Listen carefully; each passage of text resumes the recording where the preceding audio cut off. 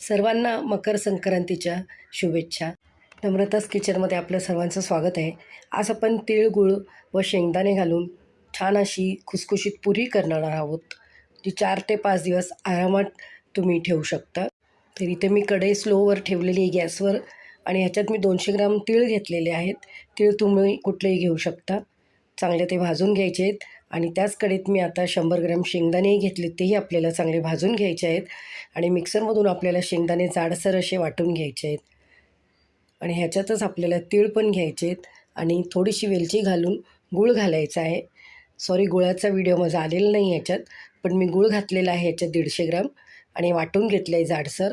आणि बघा सुटसुटीत आपलं मिक्सचर तयार झालेलं आहे आणि इथे मी गव्हाच्या पिठाची पीठ मळून घेतलेले आहे आणि पुरीसाठी जसं आपण छोटे गोळे करतो तसं करून इथे मी उंडा तयार केलेला आहे.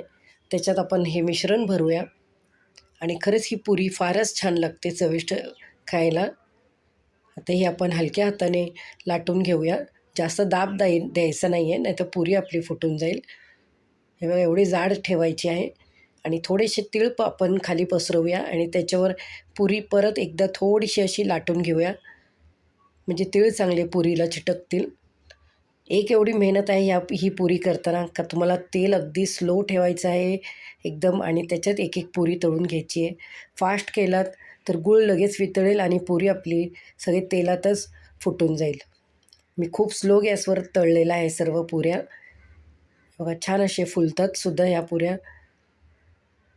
चांगली तळून झालेली आहे. दुसऱ्या बाजूनेही तळून घेऊया. हे बघा, सुंदर खुसखुशीत आपली पुरी तळून झालेली आहे. बाकीच्याही सर्व आपण तळून घेऊया आणि तीळ आपण लावले त्यामुळे किती सुंदर दिसते पुरी बघा.